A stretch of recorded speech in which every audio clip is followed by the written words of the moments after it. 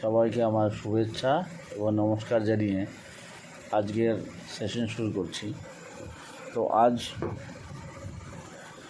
আজকে একটু ভাবছি, প্রতিদিনই তো শেয়ার বাজার সম্বন্ধে বলি, নিফটি, ব্যাঙ্ক নিফটি, ওঠা পড়া এবং বিভিন্ন শেয়ার। আজকে ভাবছি যে এছাড়াও শেয়ার বাজারে আরও অনেক কিছু খুঁটিনাটি ব্যাপার আছে, সেই সবগুলো আমাদের অবশ্যই জানা দরকার। তার সে সম্বন্ধে ভাবছি আজকে একটু সেই বিষয়ে বলি।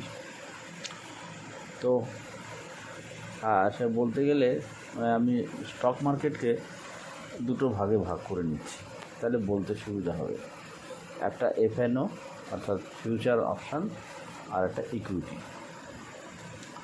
তো প্রথমে এফএনও সম্বন্ধেই বলি।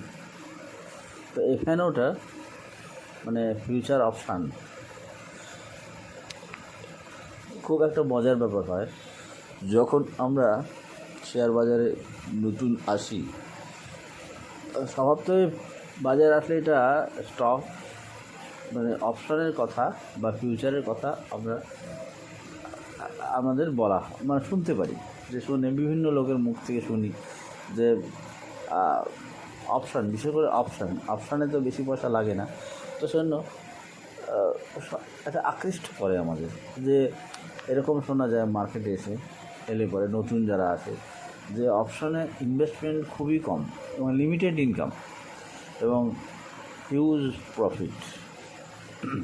তো এই যে হিউজ প্রফিট সত্যি আমাদের খুব আকর্ষণ করে। আমি যখন মার্কেটের প্রথম আসি, অবশ্য তখন অপশান ফিউচার এভাবে চালু হয়নি, তখন মার্কেটটা এভাবে ছিল না। 90 সালের বা সে সময় এনএসি তৈরি হয়নি, শুধুমাত্র ইকুইটি দিয়েই আমাদের তখন অন্যরকম ট্রেডিং হতো, বদলা ট্রেডিং, এসবগুলো হতো, কিন্তু মানে ঠিক ফাটকা একটা ব্যাপার ছিল। পরবর্তীকালে ফিউচার অপশান আমরা জানতে পারি, সে অনেক পরে, কিন্তু তাও মানে আমিও এরকম খুব আকৃষ্ট হয়েছিলাম অপশানের কথা শুনে, যে অনেক ইনভেস্টমেন্ট না, সামান্য ইনভেস্টমেন্ট, একেবারে লিমিটেড ইনভেস্টমেন্ট, কিন্তু অনেক বেশি প্রফিট। সত্যি আমিও খুব আকৃষ্ট হয়েছিলাম। একসময় প্রচুর অপশান ট্রেডিং করেছি। তবে কিন্তু দেখা যায় যে কিন্তু আমাদের ক্যালকুলেশন যেটা থাকে, সাধারণ যারা আমরা সাধারণ রিটেল ট্রেডার বা মিডিয়াম ট্রেডার, স্মল ট্রেডার, তারা কিন্তু শুধু প্রফিটটাই শোনে, প্রচুর প্রফিট, লিমিটেড ইনভেস্টমেন্ট আর হিউজ প্রফিট। কিন্তু আমাদের হিসেবের মধ্যে একটা গোলমাল থাকে, যে আমরা কিন্তু রিস্ক কখনোই ক্যালকুলেশন করি না। কিন্তু যদি রিস্ক ক্যালকুলেশন করা যায় তাহলে কিন্তু আমাদের সেই আকর্ষণ আর থাকে না, কিন্তু আমরা রিস্কের কথা কখনোই ভাবি না। অবশ্য এটা আমাদের সাধারণ ক্ষেত্রে দেখা যায়, যখন যে কোনো সাধারণ ব্যবসা করতে যায় সেখানেও কিন্তু রিস্ক ব্যাপারটাকে আমরা অত বেশি গুরুত্ব দিই না, কিন্তু রিস্ক ক্যালকুলেশনটা অবশ্যই দরকার। এবং দেখা গেছে যে বহু লোক তারা স্টক মার্কেটে এসে অপশান ট্রেডিং করতে যেয়ে তারা পুঁজি যা ক্যাপিটাল যা ছিল তার সবই চলে যায়, সবই লস করতে হয়, খোয়াতে হয়। প্রফিট সামান্য করলেও সেই প্রফিটও চলে যায় এবং পুঁজিও চলে যায়। এভাবে আমার অনেক বন্ধু আমি দেখেছি, অনেকেই দেখেছি যারা প্রফিট করেছে, কিন্তু শেষ পর্যন্ত প্রফিট তো রাখতেই পারেনি, তার পুঁজিটাও চলে গেছে। আমি এরকম অনেককেই দেখেছি। এর কারণ হচ্ছে আমরা লস ক্যালকুলেশনটা করি না, আমাদের মাথায় রিস্ক ক্যালকুলেশন করি না, রিস্কটা আমাদের মাথায় থাকে না, যার জন্য এটা হয়। এবং দেখা গেছে এর উপরে বহু রিসার্চ, বহু আলোচনা হয়েছে, এবং সাথে দেখা গেছে যে 90% জন লোক এফএনওতে লোকসান করে, 10 জন ট্রেডার বা খুব ভালো ট্রেডার যারা, তারা লাভ করে। তাহলে রিস্ক ফ্যাক্টরটা হয়ে গেল 90-10, 100 ভাগে 90 ভাগ রিস্ক থাকে, হাই রিস্ক, যেটা লস করার সম্ভাবনা থাকে, আর 10 ভাগ থাকে লাভ করার সম্ভাবনা। তাহলে এরকম একটা রিস্ক, সেই রিস্কটাকে কিন্তু আমরা খুব সহজভাবে খালি প্রফিটের, লাভের আশাতে আমরা এই রিস্কের কথাটা ভুলে যাই, লসের কথাটা ভুলে যাই, এবং শেষ পর্যন্ত আমাদের বিরাট লসে পড়তে হয়। এটাই হচ্ছে আমাদের ভাগ্যের পরিহাস, যে শেয়ার বাজারে এসে লাভ করতে আছি, প্রচুর লাভের জায়গা এটা সেটা একটা লুক্রেটিভ জায়গা, এটাকে গোল্ড মাইন বলা যেতে পারে। কিন্তু সেখানে এসে আমাদের খালি লস আর লসে ভরাডুবি হয়ে যায় আমরা। তো সেই জন্য যে এই জায়গায় এসে মানে আমাদের লস করার যে মানসিকতা, সেই মানসিকতাটা না ছাড়তে পারলে আমরা কিন্তু প্রফিট করতে পারবো না।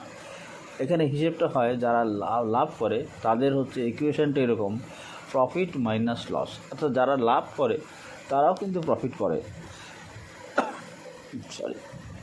কিন্তু এই লাভ করতে তাদের হিসেবটা হচ্ছে profit minus loss equal to profit.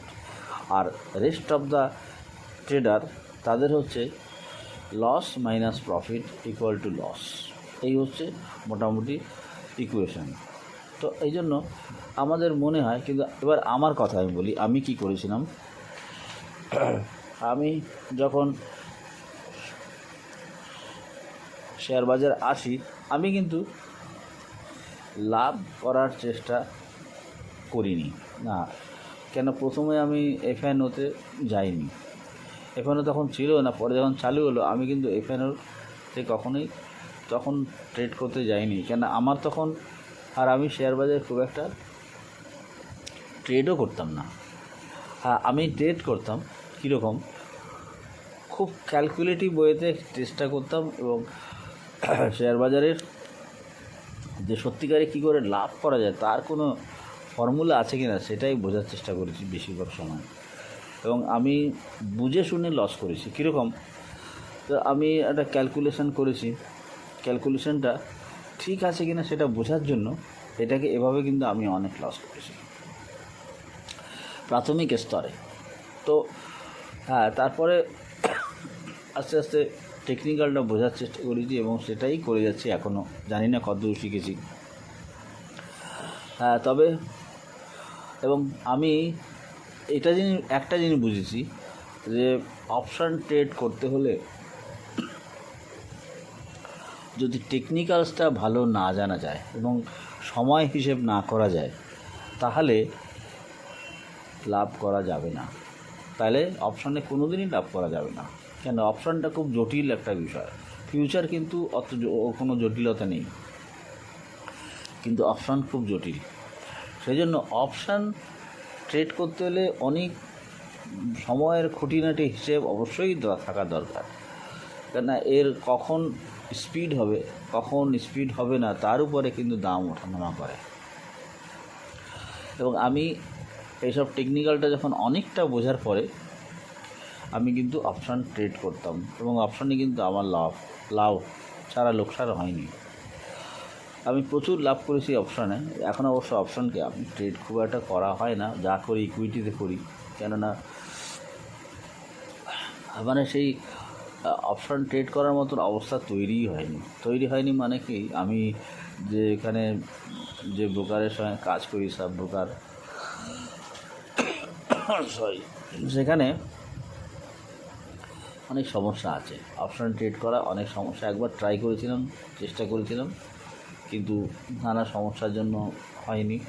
কিন্তু তারপরে আর নতুন করে আর অপশান ট্রেড করার জন্য যে অ্যাকাউন্ট তারপরেও একটা খুলেছিলাম, তা সেখানেও গন্ডগোল হয়ে গেল। একটা গন্ডগোল মানে সেটা বন্ধ হয়ে গেল।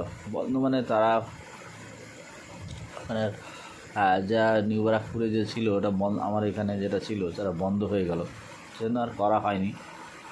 তো যাই হোক, তা আমি হয়তো ভবিষ্যতে আবার করবো না, ওটা ভাবনা আছে। কিন্তু আমি এটা তো আমার নিজের কথা হলো, কী করেছি বা কী করব, কিন্তু যেটা আমি বুঝেছি সেটাই বলি, যে এখানে প্রফিট করতে হলে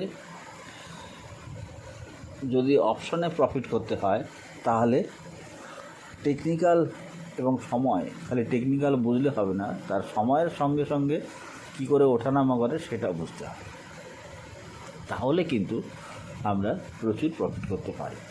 তো আগে টেকনিক্যালস এই জিনিসটা অবশ্য কাউকে বলে বোঝানো যায় না।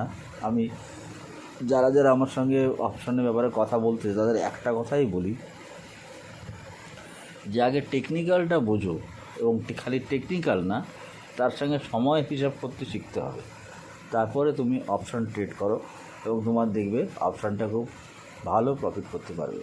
কিন্তু সেই ধৈর্য বা সেই জানার ইচ্ছা অনেকে কারোর মধ্যেই বেশিরভাগই নেই। সবাই না শিখেই প্রচুর পয়সা লাভ করতে চায়। তো এটা আমাদের আরেকটা ভুল, যে না বুঝে, না শুনে, না বুঝে অন্ধকারের মধ্যে আমাদের হাতড়ে হাতড়ে চলে যদি কিছু প্রফিট করা যায়, এটা হচ্ছে আমাদের একটা মস্ত বড় ভুল। এবং এই ভুলের জন্য শেয়ার বাজার থেকে 90% লোক প্রফিট করতে পারে না।